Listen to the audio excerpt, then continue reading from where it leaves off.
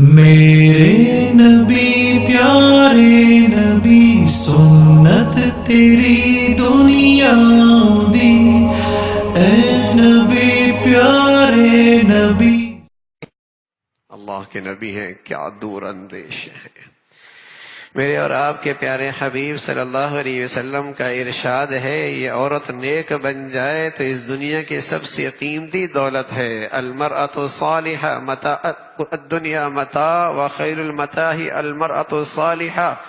اس لیے کہ اس نیک عورت سے گھر بنتا ہے، خاندان بنتا ہے، سوسائٹی بنتی ہے، قوم بنتی ہے، اس کی گود سے نسل تیار ہوتی ہے، یہ قوم کی معمار ہے۔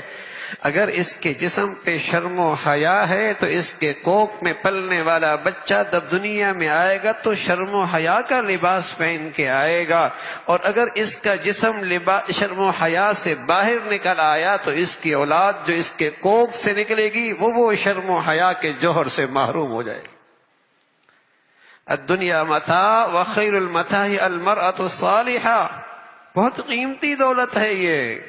گھر اس سے ہے، قوم اس سے ہے، خاندان اس سے ہے، قوم کی تعمیر اس سے ہے، اس نسل کی پہلی درسگاہ اس کی گود ہے، اس کی شرم و حیا کا جوہر، اس کے اندر غیرت کا جوہر، اس کی ایمان کی روشنی، یہ بچپن ہی میں بچے کے دل و دماغ میں یہ ساری خوبیاں منتقل کر دے گی۔ اور اللہ کے نبی فرمان لگے، کیف بکم اذا فسق فتیانکم، وہ وقت بھی کیسا ہوگا جب تمہارے نوجوان سرکش ہو جائیں گے اور تمہاری عورتیں شرم و حیا کی ساری حدیں پھلانگ جائیں گے۔ اللہ کے نبی ہیں، آپ سے بڑھ کر کون فتنوں سے باخبر ہو سکتا ہے؟ فرمایا النساء حبائل الشیطان، جتنی شیطانی قوتیں ہیں،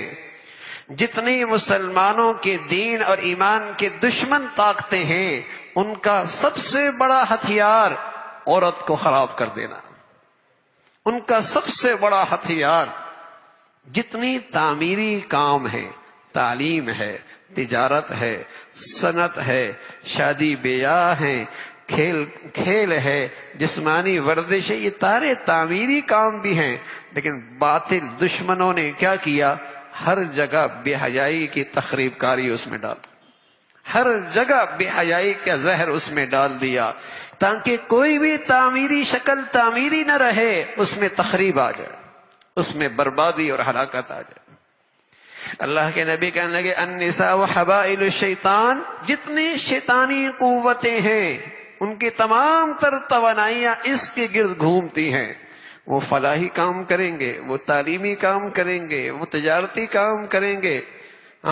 وہ کھیل اور کی شکل اختیار، جو بھی شکل اختیار کریں گے وہ عورت کی بے حیائی کے لیے یہ ہتھیار ضرور استعمال کریں۔ اللہ کے نبی ہے النساء حبائل الشیطان، اس لیے کہ جب یہ گھر سے نکلی اور اس کا شرم و حیا کا پردہ چاک ہوا تو پھر گھر نہیں رہا کرتے، خاندان نہیں جڑا کرتے، نسلیں نہیں بنا کرتی، آنے والی اولاد کے کردار نہیں سنورا کرتے۔ قوموں کا مستقبل دیکھنا ہو نا، قوموں کا مستقبل دیکھنا ہو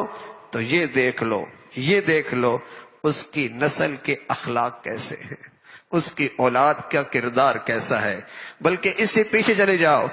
اس قوموں کا مستقبل دیکھنا ہے تو یہ دیکھ لو اس قوم کی عورت کو اپنی ذمہ داری کا احساس کتنا ہے، اپنی اولاد کی تعمیر اور تربیت کی فکر کتنی ہے۔